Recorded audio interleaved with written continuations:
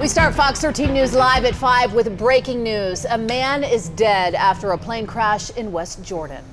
It happened near the South Valley Regional Airport just after 12:30 this afternoon. We have live team coverage for you right now. Fox 13 News reporter Chris Arnold is getting witness reaction.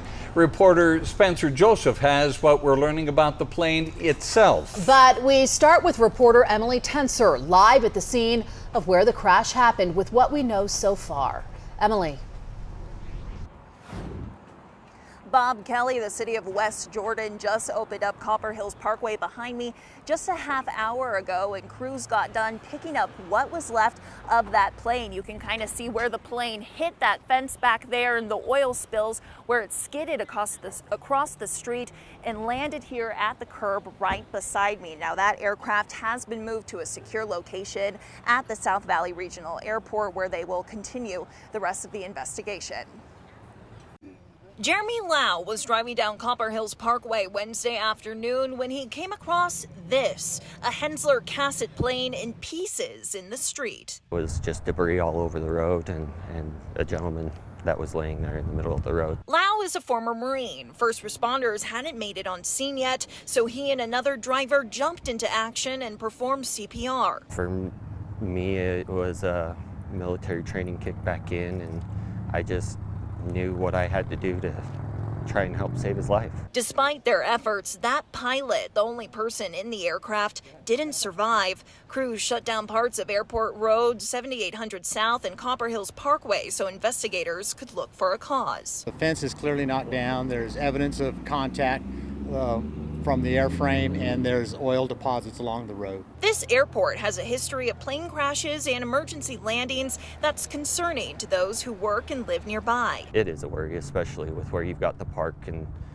possibly all the kids that are playing in the parks behind. The NTSB Safety Board and FAA will be taking over the investigation. The NTSB says a preliminary report will be released in 2 weeks. It's very sad for his family. I feel for anybody that he might have left behind. The NTSB couldn't say much of what happened since the investigation is just getting started. The air safety investigator did say the plane crashed as it was taking off. Fox 13 News reporter Chris Arnold spoke to witnesses who saw it go down. Well, that's right, Emily. There were plenty of people out in this area after this whole incident took place, and that does include several people who actually saw this all take place, and that includes Cesar Roca. We spoke with him earlier today, and he tells us that he was simply running errands on his day off and was headed south on Jordan Landing Boulevard when he saw the plane take off. Now, Roca says he almost immediately noticed something wasn't right when the plane got up in the air. It did something weird. It kind of took off and then did a sudden bank and just plummeted straight down. I didn't hear a loud bang. I didn't hear a cry. I didn't see an explosion, smoke. I didn't see any of that. Now, Roca told us he didn't know the severity of what took place out here until he says he got home and could hear the sirens coming from this area here at Copper Hills Road and Airport Drive. Now, witnesses like Roca and others today saying these kinds of incidents happen too often in this area near the South Valley Regional Airport. For now, live here in West Jordan, Chris Arnold, Fox 13 News, Utah. The aircraft has been identified as a 2001 Hensler Cassett. Fox 13 News reporter Spencer Joseph joins us in studio with more details on the history of the plane. Bob Kelly, we know from the NTSB the plane was home built, and based on the tail number of the aircraft, we've been able to find out more about the plane itself. However, since the identity of the pilot in this incident has not yet been released, we've chosen not to publish the name of the owner of that aircraft yet.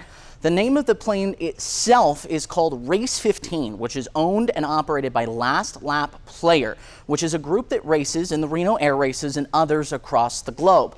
It is in the Formula One class. Now, Formula One aircraft are powered by the same 100 horsepower engine used in a Cessna 150. The fastest Formula One aircraft can get to about 250 miles an hour on the 3.12 mile Reno Air Race course. Now, many Formula One aircraft are actually built by the racers themselves, and according to the Air Races, quote, are relatively inexpensive and a way to enjoy the excitement and satisfaction of air racing, end quote.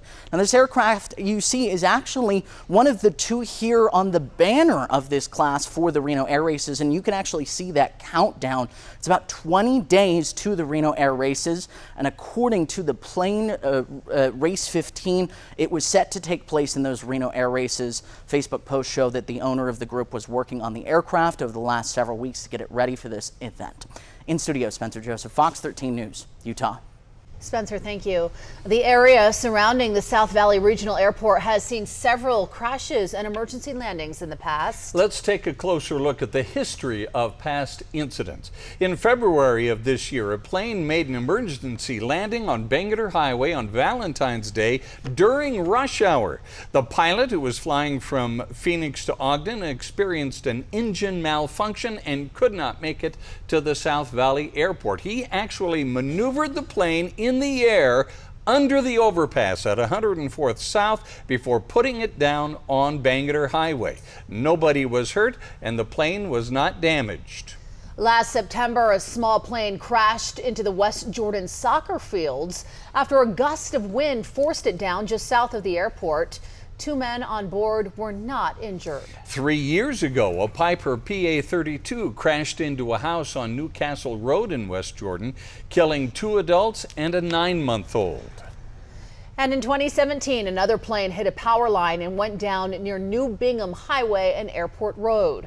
Only the pilot, a 26-year-old male, was hospitalized with minor head injuries. Stay with Fox 13 News as we continue to cover every detail we learn of this plane crash today in West Jordan. And now to a second plane crash, this one in Utah County just before 9 o'clock this morning. It happened near Allen's Ranch Road, southwest of Eagle Mountain.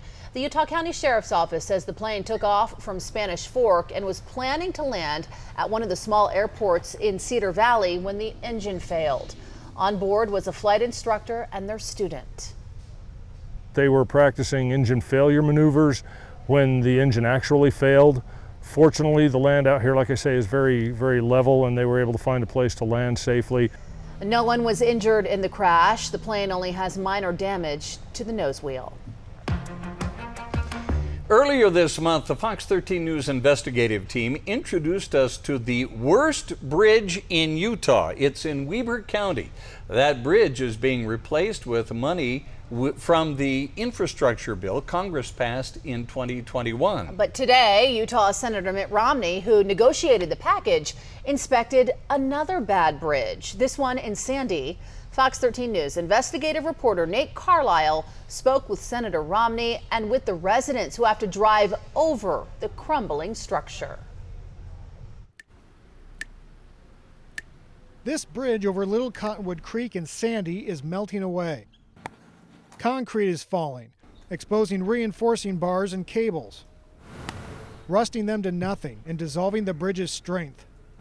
But we would not be able to get to our house without crossing the bridge.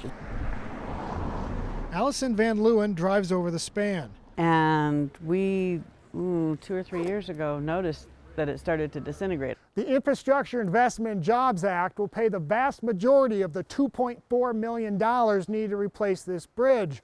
It's one of about 90 bridges across the state that UDOT plans to replace with money from the act. Construction is expected in Sandy next summer. A similar bridge a few blocks away will also be replaced. Here in our state, we're seeing bridges replaced, highways replaced. Senator Mitt Romney negotiated the bill, and he was the only member of Utah's congressional delegation to vote for it. The 76-year-old senator carefully stepped down a rocky embankment to inspect the bridge's deterioration. I asked him why the $1.5 trillion infrastructure bill wasn't more popular in Congress. And it's always easy for the base of either party to say, well, it's not what I would have gotten. I would have gotten something that just I liked, and all the money went to my state. Well, but if you want to get it passed, you have to find something that meets in the middle. And that's what we were able to do. We get about $46 million every year out of the 5-year authorizing bill. The Sandy City Council has been grappling with that for years. How we were going to cobble together the funds to pay for this. Cindy Sharkey serves on Sandy City Council. Sandy owns the 2 bridges, but will pay only about 15% of the replacement costs. It's a huge win for Sandy, absolutely. and for Sandy taxpayers. So isn't that amazing that for 9-10 houses, they can help out to replace this? Because Sandy City's taxes would go up, the state of Utah's taxes would go up. Unfortunately, nothing that man makes lasts forever. The real issue is, are we smart enough to repair it? Wondering if your local bridge is due to be replaced? We posted a list on fox13now.com. In Sandy, Nate Carlisle, Fox 13 News, Utah.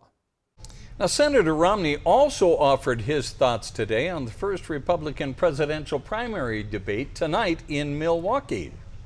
Take a listen. May the best man or woman win. I think it's unfortunate that President Trump won't be there. It's a chance for people to get a sense of the different people who want to potentially run for president of the United States, and I think it's likely that one or two will stand out. I'm not going to endorse anybody. That would be the kiss of death.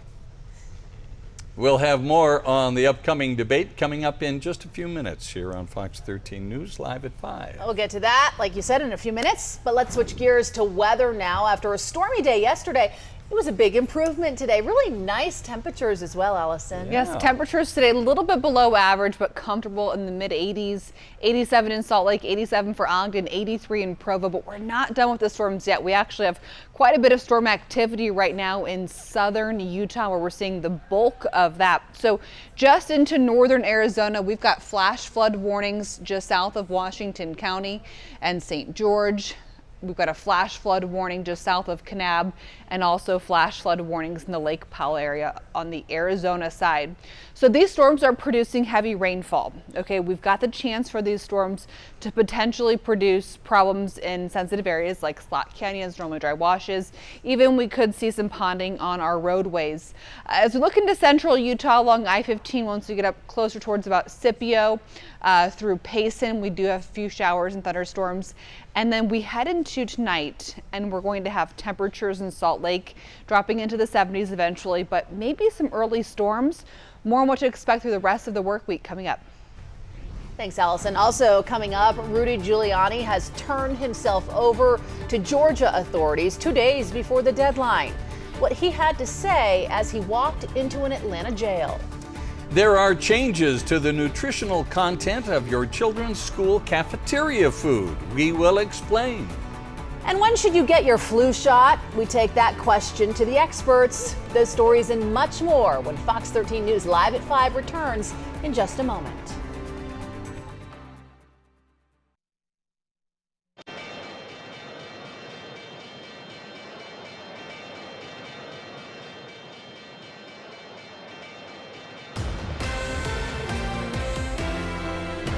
The first Republican presidential debate of the 2024 election season will take place tonight in Milwaukee. So, what are the rules and who is participating? Scripps News national correspondent Joe St. George has a preview from Wisconsin. This arena in Milwaukee, Wisconsin, playing a major role in this 2024 campaign. It is where the Republican National Convention will be next summer, and it is where the first Republican presidential debate will be this evening. A major opportunity for the 8 candidates who qualified for the debate to cut into the lead that currently former President Donald Trump has. According to Real Clear Politics polling averages, he's leading by around 40 points as the debate prepares to get underway. As far as the logistics, from 9 to 11 p.m. Eastern Time, it will air on the Fox News channel. It will be moderated by Brett Baer and Martha McCallum. The moderator's biggest challenge will be keeping the candidates on track with the rules. No opening statements, 1-minute answers, 30-second rebuttals, and a 45-second closing statement. The candidates on stage will stand based on their poll numbers, with Florida Governor Ron DeSantis center stage. Political newcomer Vivek Ramaswamy will be in position number 2 near center stage. Expect both of those candidates to face attacks from the other candidates. After all, they're polling higher than every other candidate except former President Trump. Speaking of the former president, even though he won't technically be on the debate stage, expect a lot of questions to be about the former president, as well as many of the answers from the candidates. Mr. Trump, for his part, will be releasing a taped interview online with recently fired Fox News host Tucker Carlson at the time of the debate. Former President Trump is also poised to be front and center on Thursday. That is when he's expected to show up in Fulton County, Georgia, and turn himself in following his latest indictment in that state. Interesting timing by the former president. He could have turned himself in prior to the debate here in Milwaukee, Wisconsin, but he is electing to do so after. It pretty much ensures that come Thursday afternoon, the political world is talking once again about former President Trump, regardless of what happens on the debate stage here in Milwaukee. Joe St. George, Scripps News, Milwaukee. Meanwhile, Rudy Giuliani did turn himself in to Atlanta jail today on charges related to efforts to overturn then-President Donald Trump's loss in the 2020 presidential election in Georgia. Giuliani was indicted along with Mr. Trump and 17 others. Fulton County District Attorney Fannie Willis says the group participated in a wide-ranging conspiracy to subvert the will of the voters. Giuliani calls the investigation politically motivated. This indictment is a travesty. As you heard Joe St. George mention just a moment ago, former President Donald Trump reportedly plans to turn himself in at the Fulton County Jail tomorrow. His bond has been set at $200,000. Considerably cooler today and not as many rain showers as we've had over the past several days. Yeah, we're a few degrees below average today, mid to upper 80s. So pretty comfortable for a late August day. As we head to the next couple of days, we do continue though with more showers and thunderstorms. Remnants of Harold. You're probably like, okay, well, wait a second. We had remnants of Hillary a few days ago. Different basin, and that is a tropical storm that had landfall at Padre Island and is off to our south.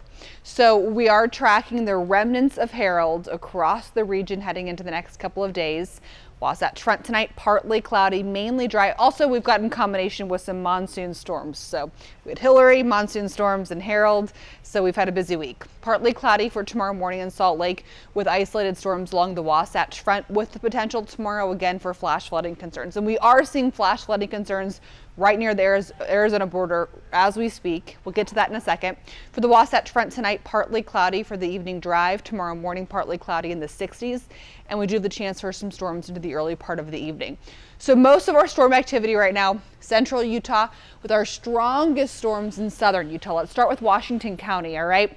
We do have a special weather statement that's getting issued right now for Washington up through, let's call it Leeds. So that's getting issued. That's what's highlighting right now, going white and off as we look at also a flood advisory in Washington. So that's currently getting issued. We do have a flash flood warning highlighted in red on the Arizona border. So these are just signifying problems already being seen in Washington with some heavy rainfall flooding into Arizona. We are going to end up with Colorado City, potentially seeing some areas of heavy rainfall. I wouldn't be surprised if we don't get some flash flood warnings issued on this side of the border coming up also. Flash flood warnings south of Kanab and also south of Lake Powell. So we head into tonight and we're going to have some storms that produce heavy rainfall. Just a reminder, turn around, don't drown. If you do ever come across an area of street flooding, never drive through it, turn around. Even a little bit of rain is enough to carry a car away. So just be careful out there. We are seeing some storms developing in Tooele County, and for today, best chance for heaviest rainfall will be in central and southern Utah. For the rest of today, we've got a probable rating at most recreation areas, except for the Moab area, or it's a possible rating. For tomorrow, more thunderstorms across the state. At 10 o'clock tonight, we're looking at 60s and 70s across Utah into tomorrow.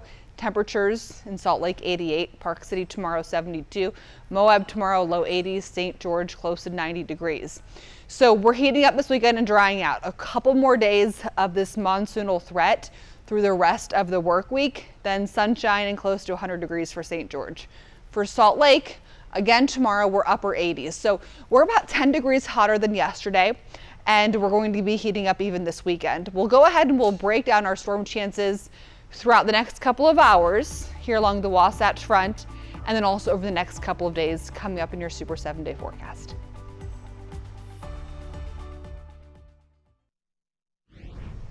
The Utah Internet Crimes Against Children Task Force has charged 19 people with child exploitation after a 4-day undercover operation that wrapped up last Saturday. The charges brought against the suspects include enticement of a minor, sexual exploitation of a minor, dealing in harmful materials to a minor, sexual extortion, and human trafficking of a child.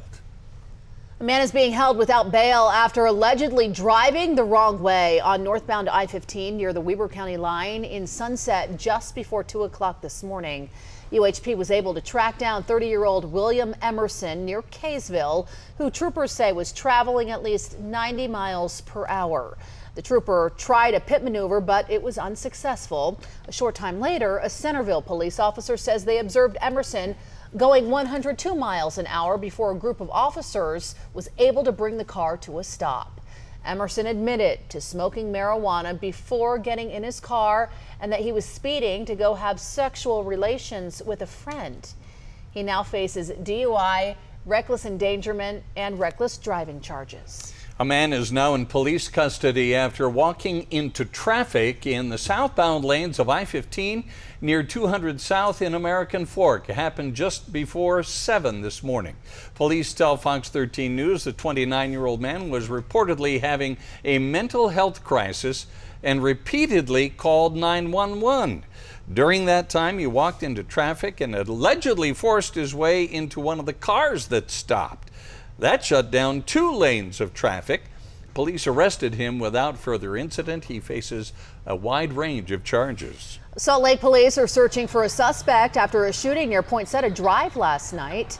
Police first got a call of the shooting at 9:24. When they arrived on scene, they found a 26-year-old man shot in the leg. He was taken to a nearby hospital in serious but stable condition. Officers believe the suspect and the victim got into an argument before the shooting. They believe there is no active threat to the community. However, if you have any information that can help investigators, please call police. What's happening with the cleanup of Utah Lake? A new group steps forward. After working in public service for 21 years between the Division of Wildlife Resources and 2 terms as a city council member here in Ogden, Ben Nadolski is running for the seat of Ogden mayor. And it's an event aimed at giving second chances. We'll show you a hiring fair dedicated to helping employers hire those who have reformed from their criminal past.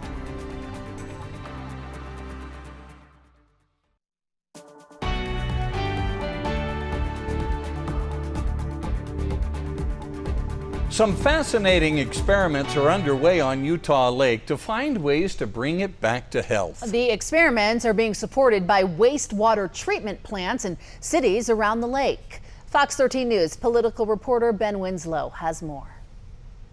Experiments are being conducted just outside the Timpanogos Special Service District's wastewater treatment plant. There's efforts to reintroduce native plants to Utah Lake's shoreline, reintroducing mollusks to help filter the water. Another one is looking at the fishery, for example, the carp removal or baby carp or other fish that are in the lake. We're testing those as well. And another one is testing the actual reduction of wave action. The experiments being conducted by Brigham Young University and the Special Service District are attempting to help Utah Lake overall. Clams and plants and geochemical and sediment. And can we get some data so if we look at these restoration efforts, we have actual data to work on rather than just kind of an idea. Since I run a waste treatment plant, I know how much biology it takes to clean the water. And if I was going to do the same for the lake, what's it going to take for the biology to do the work instead of man having to add chemicals or other things? What can I do to help nature do its job? As they look to save the Great Salt Lake, state leaders have been increasing their focus on Utah Lake, which feeds into it through the Jordan River. It's also exciting to have good in-lake experiments demonstrating what is and what isn't necessarily going to work. The state is conducting its own studies and could impose some regulations on pollutants going into Utah Lake. The goal is to take a technical approach, a science and engineering approach, to evaluate these alternatives to figure out what is the best fit. There have been many efforts to help restore Utah Lake before, which has faced harmful algal blooms, carp infestations, and other problems. Most recently, a company tried to push for dredging the lake and building islands. One environmental group that very much opposed the controversial Utah Lake Islands project says it is closely watching what happens next with the lake and any cleanup efforts. Reducing the nutrient pollution that is in the lake and in the Jordan River that has to be the North Star for any restoration approach. If these experiments work, they may be expensive to implement. Getting them done at the size and scope that needs to be done is probably our biggest challenge, and that's where we look for support from our legislative partners. In American Fork, Ben Winslow, Fox 13 News, Utah. A new study from BYU finds schools are more likely to call mothers of students than fathers, even in cases when fathers are the primary contact.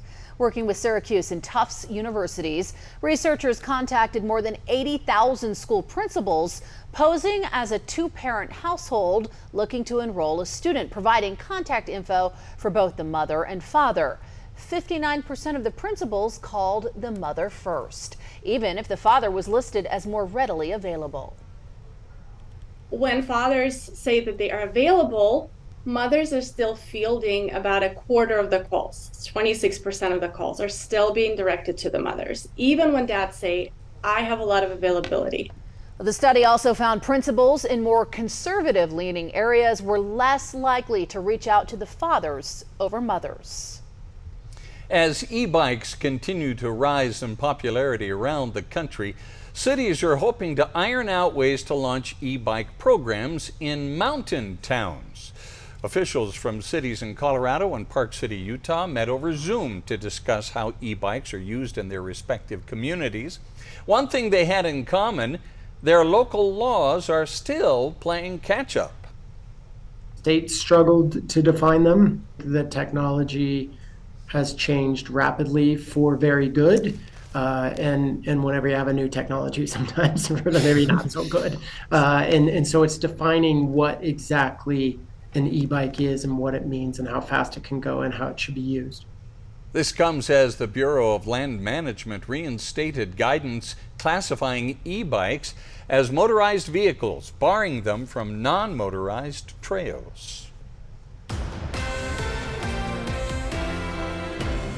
The Ogden primary election campaign season for mayor is underway. 7 candidates are running. Today, Fox 13 News reporter Maithili Gubi introduces us to Ben Nadolski. Ben Nadolski is no stranger to public office. After 2 decades of working in public administration to the Division of Wildlife Resources, his work including helping fish populations and then as legislative liaison and as an Ogden City Council member for 2 terms, he is now running for the seat of Ogden City Mayor. When you see something that you care about, that you know that you can help, I think we all have an obligation to step up and to serve. And it's the kind of service that I love. His focus is on affordable housing, saying the city does not have enough opportunities for people to own a home, especially for buyers who are just starting their lives and need something accessible to them. Another priority, he says, is improving infrastructure. We have a lot of deferred maintenance on sidewalks and roads and water lines, sewer, curb and gutter, etc. But we also have opportunities to bring reliable and fast internet through fiber to Ogden. Ben tells me that his 21 years of working in public offices has helped him build strong connections in the city and the state, and he wants to foster that sense of community and leadership at every level. And the next mayor needs to be able to lead both externally with our community and internally with our people. We have 650 employees that do the good work for the people of the city, and they need to have leadership and support and direction too, because there's so much at stake. And it's not as easy to get these things done. Ballots have already been sent out. You can cast your votes on or by Election Day, which is September 5th. This is a nonpartisan race where the top 2 candidates from the primary go to the general election in November. In Ogden, I am Maithili Gubi, Fox 13 News, Utah. We will continue to introduce you to all of the Ogden mayoral candidates over the next few days. Also, if you live in Ogden and haven't received a mail-in ballot and you want one, the deadline to request one is Friday at 5 p.m. If your children eat breakfast or lunch at school, they may notice some subtle changes. There are new requirements by the USDA that school kitchens must meet to lower sodium levels in every meal. For children in grades K through 5, the amount of sodium allowed in their meals is 1,110 milligrams. That is down 120 milligrams from last year. Now for middle school students, the threshold was lowered by 135 milligrams to 1,225, and high school lunches are allowed 1,280 milligrams of sodium. It's really important that children are exposed to less sodium at a younger age, so therefore they make healthier choices as they grow up. They're incorporating herbs and spices in the meals to lower the sodium, and they've done a lot of outreach to find products that can fit into their meals at a lower sodium rate. Now, the changes likely won't stop with this school year. A proposal now on the table to lower the lunch sodium threshold to under 1,000 milligrams for all grade levels by the year 2029. This fall, Americans will have more decisions to make about which vaccines to get. Not only will flu shots be available, but there's a new RSV vaccine for people over 60 and pregnant mothers, plus updated COVID boosters. Fox 13 News looked into who should get what and when. Rich Lakin, the immunization program manager with the Utah Department of Health and Human Services, recommends waiting until at least September or October to get the flu shot, but getting it at least 2 weeks before Thanksgiving. He says everyone 6 months and older should get a flu shot. Lakin also recommends getting the updated COVID booster as well, also about 2 weeks before Thanksgiving. It gets colder. That's when people start to stay indoors. You can get the flu and you can get the COVID together. We're not recommending that everybody over the age of 60 goes out and gets the adult RSV vaccine. The decision to get the vaccine should be discussed with your physician first. That includes timing. It's important to note that while the RSV vaccine is already available, there are certain limitations on how it can be administered here in Utah. You should talk with your pharmacist about availability and options. An employer forum happening tomorrow in Salt Lake City has a goal to help businesses learn how to support and hire convicted felons. It's called the Dollars and Cents Second Chance Employer Forum. Right now, Utah's unemployment rate remains below 2.5%, and experts say right now it's challenging to find enough qualified employees for all the job openings. This fair is geared toward helping those with a criminal past find employment, helping themselves as well as the state's economy. We have a culture of repentance or atonement, but do we really live it? And so that was kind of an eye-opener for me. It's like, well, if I believe that, then we should give these people an opportunity. I think that I am a much better worker, if you will, now than I was 10 or 15 years ago, and I worked really hard then. The Dollars and Cents Second Chance Employer Forum is happening tomorrow from 9 a.m. to noon at the Little America Hotel in downtown Salt Lake City. The Utah Pride Center is temporarily closing its doors after laying off part of its staff and admitting to massive financial turmoil. Coming up, how other business owners are opening their doors to the community in the meantime. Right now, flooding concerns here across portions of Utah, along with some strong thunderstorms and gusty wind. What to expect through the rest of tonight. The Utah Jazz will have training camp in Hawaii, but they'll be there for more than just basketball. And the BYU women's soccer team, after a great start this season, we'll hear from head coach Jennifer Rockwell on the Cougars' expectations heading into the Big 12 Conference. Hi, everyone. If you are just joining us, we want to get you up to speed on our top story this evening. A man is dead after a plane crash in West Jordan. It happened near the South Valley Regional Airport just after 12:30 this afternoon.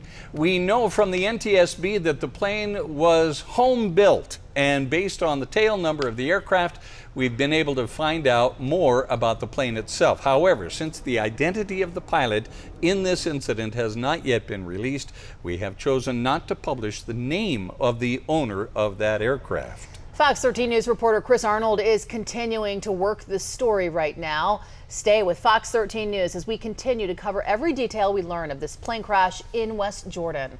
We'll have more coming up on Fox 13 News at 9.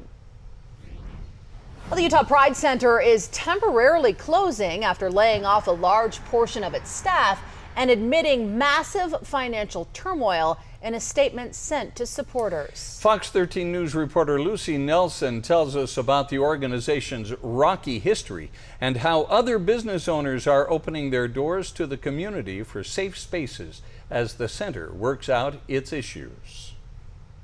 We are here. We're here to be a safe space. We would like to offer up our space for any community action groups or just individuals that are needing a safe space to meet. As one of Utah's biggest LGBTQ plus organizations, the Utah Pride Center closes its doors for an unknown amount of time. Business owners are making it clear that theirs are open. Club vs. Michael Rapp took to Instagram offering their bar and club space. We don't want to see anything happen to the community while the Pride Center tries to figure this mess out. Owner of Under the Umbrella Bookstore, Caitlin Mahoney, also wanting people to know they are welcome. We have meeting rooms that you can book for your own groups. We have a lot of book clubs that meet here, but you can book it for your writing group, for a workshop you want to do with your friends.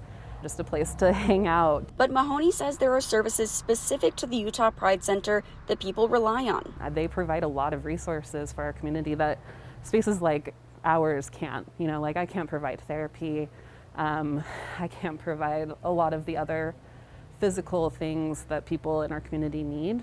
So they're important. Recently, the center has drawn a lot of criticism from community members, which they mentioned in their statement, citing their earned negative reputation and saying center officials were acknowledging the disappointment and outrage of the community regarding the instability of the organization. I reached out to center staff on Wednesday by phone and email, but did not hear back. Their statement says they laid off some staff and that they'll be closed until October 1st to give them time to reorganize. After that, they'll either close, revive, or reset. Mahoney says they've noticed other organizations popping up to fill the need for resources as the Pride Center has been struggling. There are other groups like Nua Nua for Pacific Islanders and Unidex for Latinx people that are doing like amazing events for queer people in their communities specifically because they didn't have other safe spaces to go and were experiencing racism in other white queer spaces. They hope the Utah Pride Center can become one of those spaces too, but says changes need to be made. They have a lot of work to do that I hope that they take this time seriously to consider and build on. In Salt Lake City, Lucy Nelson, Fox 13 News, Utah. Well, it seems like we got a little bit of a respite from the active weather, but Allison's saying that we've got activity down south. We can see it behind you on the map. And up here in northern Utah as well. That's right. So the storms that I'm currently tracking, strongest of those, Tooele County right now and across southern Utah.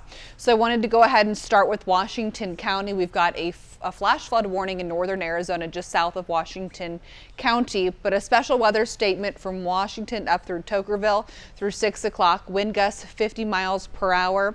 Up to 55 miles per hour pea-size hail. For Washington, we do have a flood advisory through 8:15, Fort Pierce, St. George, Washington, Hurricane, and Sand Hollow. So that's going to be a flood advisory through 8:15. Areas of red that you're seeing just south of St. George, south of Kanab, south of Lake Powell, those are flash flood warnings in northern Arizona. Up through Manti, Castledale, Ephraim, Nephi, Schofield, Highway 6, we do have some showers and thunderstorms, but our other strongest storms that we're currently watching right now out towards Dugway, special weather statement through 6:15 p.m. for wind gusts 50 to 55 miles per hour and also some pea-size hail. So for the Wasatch Front, our best chance for storms for Salt Lake and Ogden, those will be through about 7 to 10 o'clock tonight for some scattered to widely scattered storms. Then we're going to end up again tomorrow with more activity here across the state. Even overnight tonight, we're going to keep some showers going into eastern and southeastern Utah. Throughout the day tomorrow for your Thursday, looking at 5 o'clock, more showers and thunderstorms across the state with temperatures in the 70s and 80s. Travel hazards here across the region, mainly going to keep our heaviest rainfall overnight into tomorrow morning through 7 a.m. through central and eastern Utah. Throughout the day tomorrow, we could see some pockets of heavy rainfall, especially for our mountains here across the state. So we head into tonight, next couple of days, and we are tracking remnants of Tropical Depression Harold moving through Texas. And we're going to end up mixing that with some monsoonal moisture. And we're going to have the chance for storms to pop up at times through the rest of the work week. For Ogden, though, isolated storms on Friday. For Provo, a little bit of a better chance for you for Thursday, Friday, Saturday. And for St. George, we're looking at some isolated storm chances Thursday through Friday. Temperatures in St. George, 88 tomorrow, 94 on Friday. We're heating up and drying out this weekend, close to 100 degrees starting on Sunday. And for the Wasatch Front, 88 tomorrow, 87 Friday. And then we do have the 90s returning, mid-90s by next Tuesday and Wednesday. As we break down our storm chances here in Salt Lake, we'll have some isolated chances Thursday and Friday here in Salt Lake.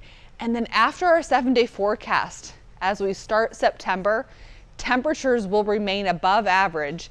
And in that same time frame, our precipitation outlook for days 8 to 14 also keeps us wetter than normal for this time of year. So hot, wet weather likely continues to start the next month.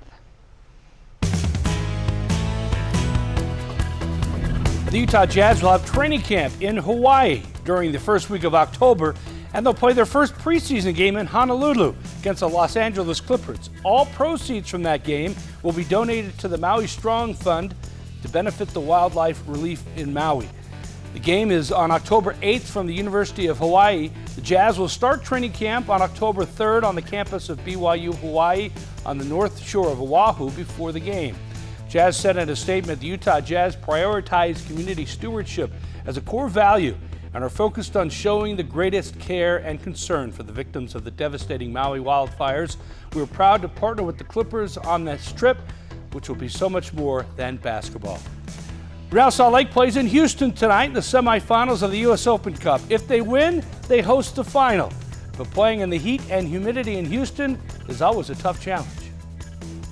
It's a semifinal. It's a game that is easy to get up for. There's a chance at a final on the line. So the guys are motivated, and I think we're all just really excited. Everyone knows what's at stake, and I think for us, it's really about managing the moments the right way. When it's with us, take advantage of it. When it's against us, making sure that everyone's connected, everyone's disciplined, and everyone's working hard for each other. Well, expectations are high for the BYU women's soccer team. They're off to a 2-0 start this season with the goal of winning their first ever Big 12 championship this season. Fox 13's Andrea Urban has more. Head coach Jennifer Rockwood has been with the BYU soccer program from the start. We've had a lot of success from the very, very beginning. You know, I actually coached the club team 6 years before we were actually sanctioned in '95. So I'm actually in my 35th year being a coach here at BYU. We just set high standards, high expectations, and you just kind of try and get better each year. And they did just that, winning along the way and entering the Big 12 this season ranked first. Well, I think it's a big honor for one. I have a really mature group that's been here for 4 years, and it's respected what they've been able to do. It's humbling. It's an honor to be given that distinction. Plus, the Cougars moved up to 11th in the nation. It's something that I think we just expect now. We don't really talk about it as the team, but I think there'd be more stress on us if we weren't ranked, because we're just kind of been there, and especially this group throughout their 4-year career has been a top 15 and top 10 team. We embrace the pressure. We want to play great teams. We want to be able to perform under that type of pressure to get to where we eventually want to be at the end of the season. BYU opens Big 12 play at home against TCU on September 14th. With the Cougars, Andrea Urban, Fox 13 Sports. We'll have the RSL highlights tonight at 9 as they play in Houston. In the other semifinal right now, Cincinnati leading Miami 1-0. That's Miami with Lionel Messi. RSL if they win, they host the winner of that game in September. If Cincinnati wins? Cincinnati, they play Cincinnati. So if you want to see Lionel Messi, you want Miami to win. Right. So we'll see what happens in the second half. Can you map this out? Yeah. There Can will you draw be a pictures, test. logos? Yeah. Thanks, Jeff. We'll be right back. A little bit of flash flooding down south, Allison. That's right. Right at the Arizona border, we're seeing some of our strongest storms, plus out towards Dugway. So stay weather aware. Thanks, Allison. And we hope you have a great evening, and we'll catch you back here at 9 o'clock. Enjoy your dinner.